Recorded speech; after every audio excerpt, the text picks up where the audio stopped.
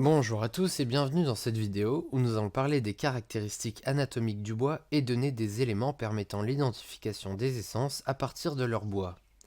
Dans la vidéo, nous verrons ce qui nous est appris en BTS Gestion forestière ainsi qu'en licence Gestion et commercialisation des produits de la filière forestière. Si vous souhaitez approfondir vos recherches sur le sujet, je vous invite fortement à regarder les sources qui sont dans la description. D'ailleurs, je vous invite à mettre en pause et à reculer pour revoir un passage ou relire une information. Commençons. La vidéo s'articulera autour de plusieurs parties. Tout d'abord, nous verrons les différents plans et coupes du bois. Nous poursuivrons avec la présentation des différents éléments qui constituent le bois, puis nous présenterons les critères de reconnaissance des essences résineuses, puis les critères de reconnaissance des essences feuillues, et nous approfondirons la notion de feuillus à zone poreuse, zone semi-poreuse et à port diffus. Enfin, nous ferons un exercice d'entraînement à l'identification des essences.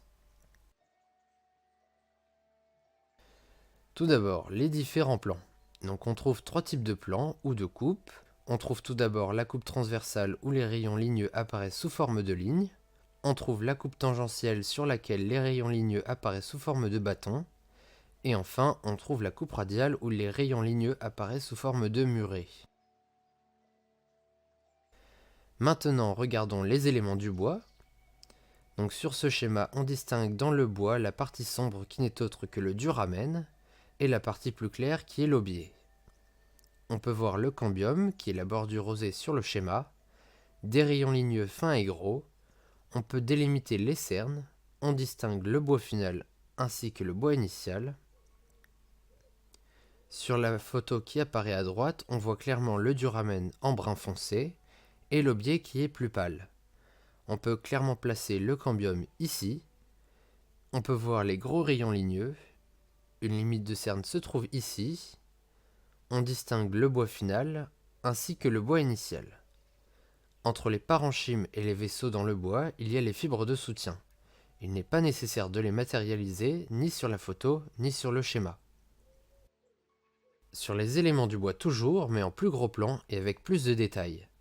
Donc on peut voir sur la photo du liège dans son écorce, il y a du phéloderme, du libère, le cambium se situe entre l'écorce et le bois, on peut voir du parenchyme vertical, il y a des rayons ligneux, on distingue les vaisseaux du bois final et on voit clairement les vaisseaux du bois initial.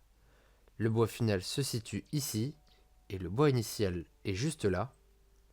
La limite de cerne se situe à la fin du bois final, au commencement du bois initial de l'année suivante.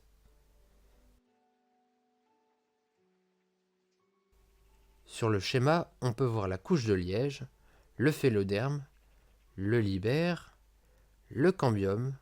Le parenchyme vertical est symbolisé par les points noirs sur le schéma. On peut voir les rayons ligneux. Il y a des vaisseaux du bois final, ceux du bois initial. Le bois final se situe dans cette zone et le bois initial est juste là. La limite de cerne est symbolisée par le trait marron sur le schéma. A noter qu'un cerne, c'est le bois initial, donc le bois de printemps, et le bois final, donc le bois d'été, d'une même année. Nous allons voir les différents éléments dans le bois et leur rôle. Certaines cellules dans le bois ont un rôle de conduction. Chez les résineux, ce rôle est rempli par les fibres trachéides et chez les feuillus par les vaisseaux. D'autres cellules ont un rôle de soutien. Chez les résineux, ce sont toujours les fibres trachéides, alors que chez les feuillus, ce rôle est rempli par les fibres de soutien, appelées aussi fibres libriformes. Il existe aussi le rôle de réserve qui cette fois est rempli chez les feuillus comme pour les résineux par des cellules de parenchymes horizontaux appelées aussi rayons ou rayons ligneux, ainsi que par des cellules de parenchymes verticaux. Pour finir, il y a le rôle de sécrétion. Chez les conifères et certains feuillus tropicaux, le rôle de sécrétion est rempli par les canaux sécréteurs, appelés aussi canaux résinifères chez les résineux. Toujours dans les éléments que l'on trouve dans le bois, on trouve les ponctuations. Sur les fibres trachéides, les fibres de soutien ou les vaisseaux, on trouve des pores qui font la liaison entre les différentes cellules. Ces pores se nomment ponctuations. Il y a les ponctuations aréolées, présentes sur tout le long des fibres trachéides par exemple, et qui en gros plan ressemblent à ça. À la jonction entre les rayons ligneux et les fibres trachéides chez les conifères, on trouve des ponctuations simples visibles en coupe radiale. Il y a le type picéoïde, le type taxodioïde, le type pinoïde, un autre type pinoïde et le type cupressoïde. Le type de ponctuation peut servir à la détermination d'une essence. On trouve aussi les fibres trachéides horizontales. On trouve chez de nombreux résineux des fibres trachéides horizontales au niveau des rayons ligneux. Visibles en coupe radiale, leur nombre et leur position, l'ornementation de leurs parois sont des critères pouvant servir à la détermination des essences. Ces trachéides peuvent être bordantes, donc aux extrémités des rayons ligneux, et ou intercalaires, donc situées dans le rayon. Sur cette photo, on peut distinguer une fibre trachéide horizontale bordante d'un Douglas. On trouve aussi des éléments accessoires, donc dans ces éléments pouvant servir à la détermination des essences, on trouve notamment l'épaississement spiralé des trachéides chez certains résineux, comme le Douglas, et des fibres de soutien chez les feuillus. Ce critère est visible en coupe radiale et ressemble à ce qu'il y a sur la photo. Ensuite, chez l'aulne et le charme, on peut être amené à observer ce que l'on nomme des faux rayons. Ce sont des rayons ligneux unisériés très rapprochés et donnant l'illusion qu'ils n'en forment qu'un. Sur la photo en dessous, il est possible d'en voir un. Rentrons dans le concret avec les critères d'identification des essences résineuses. Chez les résineux, lors de la croissance, c'est la largeur du bois initial, ou bois de printemps, qui peut varier en fonction de la vitesse de croissance. Les fibres trachéides dans le bois initial sont larges, carrées, avec de petites parois, et les fibres trachéides dans le bois final sont plus petites, carrées, avec des parois plus larges. On trouve des rayons ligneux unisériés en temps normal et plurisériés lorsqu'il y a la présence d'un canal résinifère horizontal au niveau du rayon. On trouve parfois du parenchyme vertical et on trouve des canaux résinifères sauf chez certaines essences. Pour la reconnaissance des résineux, on regarde tout d'abord s'il n'y a pas de vaisseau. S'il n'y en a pas et qu'il n'y a que des fibres trachéides, alors nous sommes bien en présence d'un résineux. Ensuite, on se base sur la présence ou non des canaux résinifères ainsi que leur taille et leur répartition dans le cerne, uniquement dans le bois initial ou final, entre les deux ou dans les deux. Il y a d'autres critères comme la couleur, l'odeur, la différence entre le bois initial et le bois final. Pour imager ceci, voici deux photos, et sur celle en coupe transversale et zoomée en x220, on peut clairement identifier les fibres trachéides du bois initial, grosses avec des parois fines. On peut clairement identifier aussi les fibres trachéides du bois final, plus petites avec des parois épaisses. Ainsi, on peut clairement démarquer le bois initial et le bois final. On peut observer sur cette photo plusieurs canaux résinifères situés entre le bois initial et le bois final, et certains uniquement dans le bois final.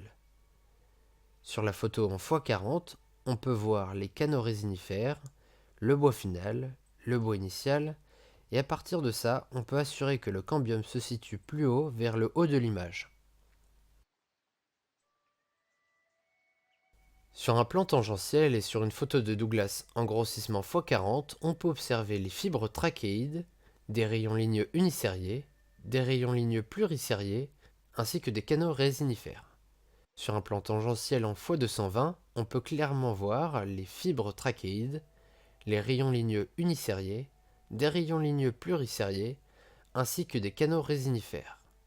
On voit même les marques de l'accroissement spiralé sur certaines fibres trachéides. Sur un plan radial et sur une photo de Douglas en grossissement x40, on peut observer les fibres trachéides du bois final, les fibres trachéides du bois initial, les rayons ligneux et le cambium qui est situé à gauche de cette photo. Sur la photo en x220, on peut voir les fibres trachéides du bois final, les fibres trachéides du bois initial, les rayons ligneux, et on peut toujours déterminer que le cambium est situé à gauche de cette photo. Voici un tableau récapitulatif des critères d'identification des essences résineuses. Je vous laisse mettre en pause pour recopier et apprendre ce tableau qu'il est nécessaire de connaître pour savoir identifier ces essences. Poursuivons avec les critères de reconnaissance des essences feuillues. Chez les feuillus, lors de la croissance, la largeur du bois final, donc le bois d'été, peut varier en fonction de la vitesse de croissance. Les rôles de soutien et de conduction étant dissociés chez les feuillus, c'est pourquoi on trouve des fibres de soutien et des vaisseaux. On trouve des rayons ligneux et on trouve aussi des cellules de parenchyme verticaux tout autour des vaisseaux. On trouve des canaux sécréteurs chez certains feuillus tropicaux. Pour la reconnaissance des feuillus, on regarde tout d'abord s'il y a des vaisseaux ainsi que des fibres de soutien bien différenciées. Si c'est le cas, alors nous sommes bien en présence d'un feuillu. Ensuite, on se base sur la taille et la répartition des vaisseaux dans le CERN. On trouve trois groupes, donc les feuillus à zone poreuse, à zone semi-poreuse et à port diffus. À noter que les vaisseaux ne sont pas disposés de la même manière au sein de ces groupes. Il y a d'autres critères comme la taille et la visibilité des rayons ligneux, donc la maillure en coupe radiale, les différences entre l'aubier et le duramen, entre le bois initial et le bois final, la couleur du bois et la présence de faux rayons, etc., etc. Sur ces images, on peut voir le bois initial, le bois final, des rayons ligneux, et on peut dire que le cambium se situe vers le haut de l'image. Sur l'autre photo, on observe les gros vaisseaux du bois initial, les petits vaisseaux du bois final, du parenchyme vertical, et des gros rayons ligneux ainsi que des petits. Sur le plan tangentiel maintenant, on discerne les fibres de soutien. Un rayon ligneux unisérié bien différent d'un gros rayon ligneux pluricérié, et on voit aussi quelques vaisseaux comme celui-ci. Sur la photo en x220, on voit très nettement les fibres de soutien, les rayons ligneux unisériés, une partie du rayon ligneux pluricérié, ainsi qu'un vaisseau juste ici. Sur un plan radial maintenant, on observe les vaisseaux du bois final, les gros vaisseaux du bois initial, des rayons ligneux sous forme de murets, et grâce à ces éléments, on peut affirmer que le cambium se situe à gauche de l'image. Sur la photo en plus gros plan, on distingue un morceau d'un vaisseau du bois initial. Néanmoins, on voit encore clairement les vaisseaux du bois final. On observe du parenchyme vertical et les rayons ligneux sous forme de murets. Le cambium est toujours à gauche de cette image. Maintenant que vous connaissez les critères de reconnaissance des essences feuillues, attaquons-nous aux notions de zone poreuse, zone semi-poreuse et apport diffus. Ces termes désignent en fait la disposition des vaisseaux dans le bois des feuillus.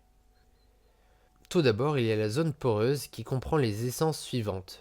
Les chênes à feuilles caduques, le châtaignier, l'orme champêtre, le frêne et le robinier faux acacia.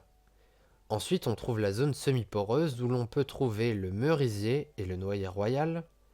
Enfin, on trouve les feuillus à port diffus, et dans cette classification, il y a le hêtre, les peupliers, les érables, le charme, les bouleaux, les tilleuls et les aulnes. Maintenant, nous allons voir les éléments permettant de différencier ces trois groupes. Commençons avec les feuillus à zone poreuse. Dans une zone poreuse, on trouve de gros vaisseaux très serrés dans le bois initial et de plus petits vaisseaux dans le bois final qui sont bien distincts des vaisseaux du bois initial. Ces vaisseaux sont répartis en plages radiales, donc en flammes, en plages obliques, en plages tangentielles, donc sous forme de vaguelettes, ou encore en plages punctiformes. En plage radiale, les vaisseaux du bois final suivent des rayons ligneux et sont donc perpendiculaires aux limites de CERN par conséquent. En plage oblique, les vaisseaux ne suivent pas de rayons. En plage tangentielle, les vaisseaux sont groupés et forment des sortes de petites vaguelettes. Enfin, en plage punctiforme, les vaisseaux sont regroupés en petits paquets. Voici deux photos d'un chêne où l'on voit la disposition des vaisseaux en plage radiale, et voici deux photos d'un orme où l'on voit la disposition des vaisseaux en plage tangentielle.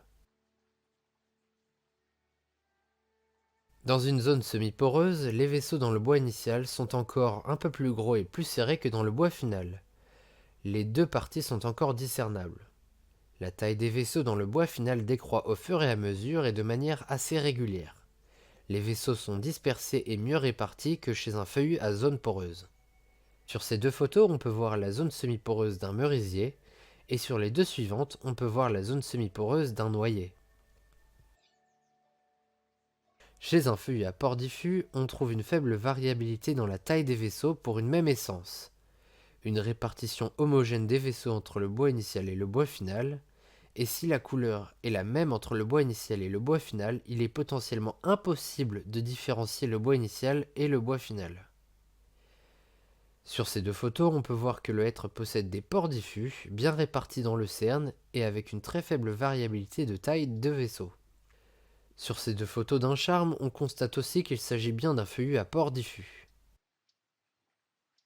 Voici un tableau récapitulatif des critères d'identification des essences feuillues tempérées. Je vous laisse mettre sur pause pour recopier et apprendre ce tableau qu'il est nécessaire de connaître pour savoir identifier ces essences. Nous allons maintenant mettre en pratique vos nouvelles compétences, donc je vous poserai des questions et y répondrai dans les 3 secondes. Je vous laisse donc mettre sur pause la vidéo pour avoir le temps de réfléchir à la réponse. À partir de ces 4 photos qui appartiennent à la même essence, je vous laisse déterminer s'il s'agit d'un feuillu ou d'un résineux. S'il s'agit d'un feuillu, est-il à zone poreuse, à zone semi-poreuse ou à port diffus? Eh bien la réponse est qu'il s'agit d'un feuillu à zone poreuse. Maintenant que vous savez s'il s'agit d'un feuillu à zone poreuse, il faut déterminer si les vaisseaux sont disposés en plage radiale, en plage oblique, en plage tangentielle ou en plage punctiforme. Les vaisseaux se trouvent en plage punctiforme puis tangentielle. Maintenant, pouvez-vous me dire quelle est sa couleur? Donc le bois est de couleur plutôt brun foncé. Maintenant, je vous laisse me dire comment sont ses rayons ligneux et sa maillure. Donc vous pouvez constater qu'il n'y a que des rayons ligneux petits et que la maillure est peu marquée comme vous pouvez le constater en coupe radiale. Quels sont les autres critères qui auraient pu aider à l'identification de cette essence? Alors j'ai dit aurait pu, car normalement les éléments précédents auraient suffi à déterminer l'essence. Mais dans les autres éléments qui peuvent aider à la reconnaissance de l'essence, on peut noter une différence entre le bois initial et le bois final très marquée, et cela n'est pas visible mais il y a une différence de teinte entre l'aubier et le duramen. Donc observons tous les éléments sur les photos avant de donner la réponse. Sur ces images, vous étiez censé trouver la direction du cambium qui est située vers le haut de l'image. Vous deviez voir les vaisseaux du bois initial, les vaisseaux du bois final, les rayons ligneux, le parenchyme vertical. Et sur la photo en radial, vous deviez déduire que ces marques brunes étaient des vaisseaux, ces zones rayées étaient les rayons ligneux, donc la maillure, et le reste des éléments les fibres de soutien. Sur la photo en coupe tangentielle, vous pouviez observer les rayons ligneux sous forme de bâtons, ainsi que les fibres de soutien. Arrive alors la question de quelle essence s'agit-il? Eh bien, il s'agit du robinier faux acacia.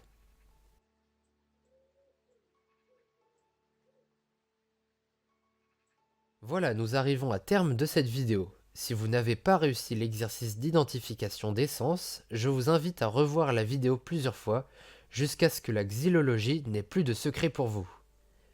Je remercie chaleureusement Madame Sedlou de l'entreprise Xylotree, qui est un laboratoire d'identification des essences de bois tempérés et tropicaux. Je la remercie pour son intervention dans notre classe sur ce sujet, ainsi que pour la correction qu'elle a effectuée sur le script de cette vidéo. Il y a un lien vers son site internet, ainsi qu'un lien menant aux sources dans la description de la vidéo. Si la vidéo vous a plu, n'hésitez pas à mettre un pouce bleu, et je vous invite à me poser vos questions dans les commentaires et à me donner des conseils pour les prochaines vidéos. Si celle-ci vous a plu, n'hésitez pas à mettre un pouce bleu, mais surtout, n'oubliez pas de vous abonner pour ne pas manquer les prochaines. Sur ce, je vous dis à bientôt pour la prochaine vidéo.